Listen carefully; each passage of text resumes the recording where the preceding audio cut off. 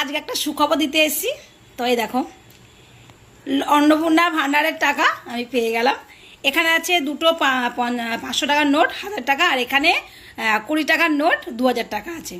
তো ব্যাংকের থেকে আমি তুলে নিয়ে আসলাম। দেখো, কচকচে নোট একদম 2000 টাকা, দেখছো একদম। আমি ভীষণ খুশি। অনেকে পায়নি, অনেকে পেয়েছে, তার মধ্যে আমি একজন। আমি ভাবতেই পারিনি যে আমি অন্নপূর্ণা ভান্ডার পাবো। সত্যি অবিশ্বাস্য। আমি ভীষণ খুশি, ভীষণ খুশি। একদিন টি পার্টি হয়ে যাক, ফেসবুকের বন্ধুদেরকে নিয়ে চলো একদিন টি পার্টি হয়ে যাক। তো আমি ভাবতেই পারিনি সত্যি আমি টাকাটা পাবো। জমা দিয়েছিলাম প্রথম, আমি আর জমা দিইনি।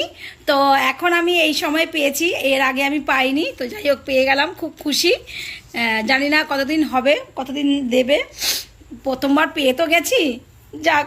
2 মাস পাইনি, সেই 2 মাসে 3000 টাকা ঢুকে গেল। 3000 টাকা 3000 টাকা করে, কি মজা। আজকে তো 4 তারিখ হয়ে গেল, তোমাদের কি অন্নপূর্ণার ভান্ডারে টাকা ঢুকলো? কার কার ঢুকেছে? আমার কিন্তু টাকা ঢুকে গেছে। হ্যাঁ, সত্যি বলছি, টাকা ঢুকে গিয়েছে। আমার অ্যাকাউন্টে লয়, ও মোদি দাদার অ্যাকাউন্টে ঢুকে গিয়েছে। আমার অ্যাকাউন্টে আসেনি, টাকা দিয়েছে কিন্তু মোদি দাদার অ্যাকাউন্টে ঢুকে গিয়েছে। কি করব? ওদের বেশি পয়সা দরকার, আমাদের বেশি পয়সা দরকার নেই। তো তোমাদের কার কার অ্যাকাউন্টে টাকা ঢুকেছে একটু বলো তো। না তোমাদের অ্যাকাউন্টে টাকাগুলো কার কার অন্য কোথাও চলে গেছে? আজকে 4 তারিখ হয়ে গেল, 1 তারিখে টাকা ঢোকার কথা ছিল, সেখানে 4 তারিখ হয়ে গেল। আর তোমাদের মনে হচ্ছে যে টাকা পাবো? কি মনে হচ্ছে তোমাদের? আমার তো মনে হচ্ছে যে হারাই ফেলেছি। আমার মানে সব কিছু মনে হচ্ছে হারাই গিয়েছে আমাদের। খুব মনে দুঃখ। আর রান্না করতে মন যাচ্ছে না, খেতে মন যাচ্ছে না, কী করব?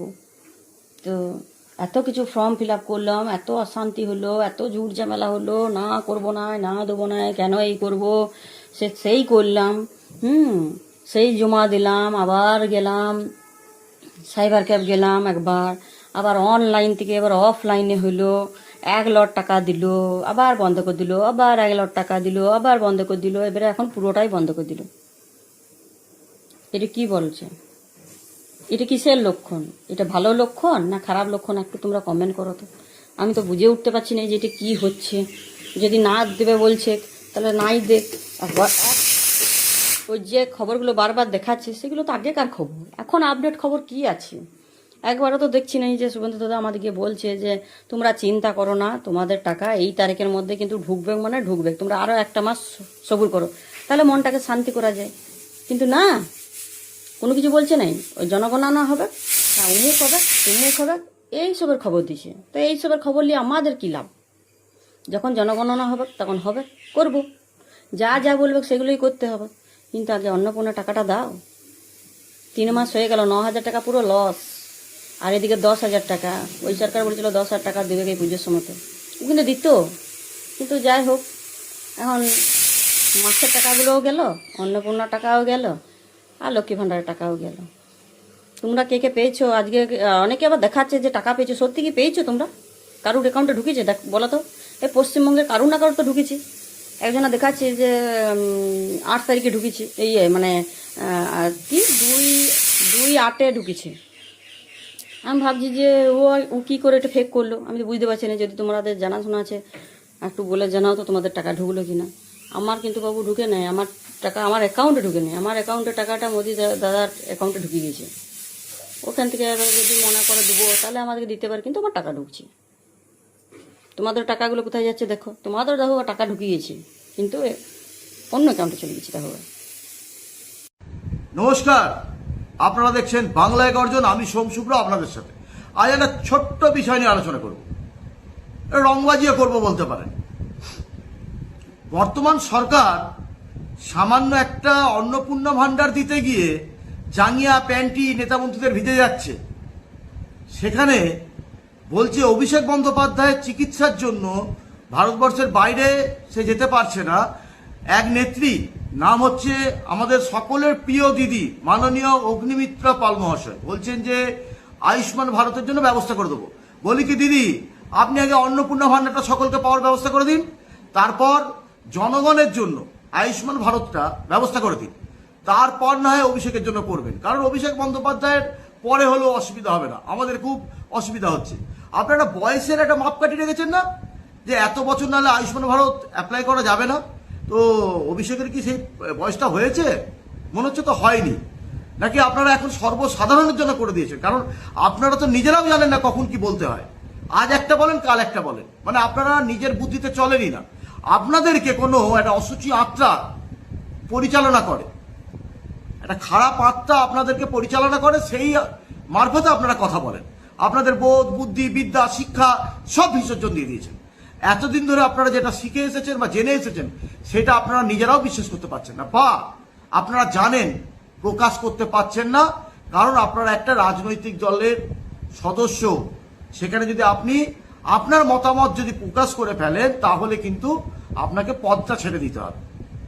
একটা পদের লোভ সবার আছে, অতএব পদ যাতে না যায় তার জন্য আপনারা ভুল ভাল আং বাং যা আছে সব বকে যাচ্ছেন, সব বকে যাচ্ছেন। আপনারা যে কথাগুলো বলেন জনগণ জানে আপনারা মিথ্যে বলছেন, আপনারা প্রতিশ্রুতি দিচ্ছেন। আপনারা কাজ করার মানুষই না, কাজ করার মানুষ আলাদা হয়, সেটা আপনারা না, এটা আমরা বুঝে গেছি। যদি কাজই করার হতো তাহলে কাজটাই করতেন। আপনারা চিকিৎসা করানোর জন্য বাইরে পাঠাবেন না, যেতে দেবেন না, আটকে রাখবেন আইনতভাবে, গুড, ভেরি গুড, দেবেন না। তো আপনার সাহস কি করে হয়েছে যে আপনি এইভাবে একজনকে বলতে পারেন? আপনাদের নেতা মন্ত্রীদের ছেলেমেয়েরা বিদেশে গিয়ে পড়াশোনা করে না, চুরির টাকায় পড়ে না, দুর্নীতির টাকায় পড়াশোনা করে না, তারা আয়সিতা করে না, বিলাসবহুল জীবনযাত্রা করে না? করে তো, করে তো। তাহলে অভিষেকের বেলায় বারুনটা কেন, কেন সে করবে না? ভাববার আছে, ভাবার আছে। আপনারা যেটা করছেন সেটা অন্যায় করছেন, কিচ্ছু হামারি করছেন না। করে নিন, যা যা করাছে করে নিন। দেখেছেন তো বিহারের ফলটা কি হয়েছে? সব জায়গায় এরকমই ফল হবে। যা আনন্দ আছে, ফুর্তি করা আছে করে নিন 5 বছরের মধ্যে, তারপর আর পারবেন না, পারবেন না আপনারা। সামান্য 3 মাস হয়ে গেছে একটা অন্নপূর্ণা ভান্ডার যেটা রানিং, সেটাকে আপনারা মেনটেন করতে পারলেন না, 6 মাস স্থগিত করে দিচ্ছেন। তারপরে আবার বলছেন হ্যান কারেঙ্গা ত্যান কারেঙ্গা। আয়ুষ্মান ভারত চালু করে দেখান না সকলের জন্য। তো জনকল্যাণ শিবির করেছেন, লোকে যায় আর গালাগালি দিতে দিতে বাড়ি ফেরে, হয় না, কিছুই হয় না। কর্মীরা বলে আমরা জানি না কিভাবে হচ্ছে, আমরা জানি না, আমাদেরকে বলেছে বসে আছি। আরে ওরকম সমিতি কি জনকল্যাণ সমিতি নাকি তো করার কি আছে? দরকার নেই। যেটা পারবেন না করবেন না, আপনারা যেটা পারেন সেটা করুন। মানুষকে ডিমের পেটি কিনে দিন, ডিম মারুক, লোককে খুন করুক, বাড়ি থেকে মানুষ যাতে না বেরোয়, আপনাদের আর কোনো কাজ করতে হবে না, ওইটুকুই করুন। আর নানা রকমের নিয়ম কানুন বার করুন, রোজ একটা করে জেরক্স করতে হবে আর ফটো তুলতে হবে আর আপনাদেরকে জমা দিতে হবে, এরকম করে দিন। মানুষকে ওইভাবে ব্যস্ত করে দিন, ওইভাবেই ব্যস্ত করে দিন। কাজ করবেন না, কিছু না, খালি আওয়াজ আর আওয়াজ, আওয়াজ আর আওয়াজ, ফুটানি মার্কা কথাবার্তা, হাবভাব এমন দেখালে আপনাদের বিশাল কিছু। বিশাল হতে গেলে বিশাল করতে হবে। প্রত্যেক দিন ঘুম থেকে উঠে মমতা বন্দ্যোপাধ্যায়ের নাম নিয়ে প্রণাম করে বাড়ি থেকে বেরোবেন, মাথায় বুদ্ধি খুলে যাবে, বুঝেছেন? যেই মহিলাটাকে আপনারা চোর বলেন, চোরের রানী বলেন, হ্যাঁ, তারা আপনাদের মতো দালালি করে না। তিনি তার নিজের বুদ্ধিতে যেইভাবে চালিয়ে এসেছে 15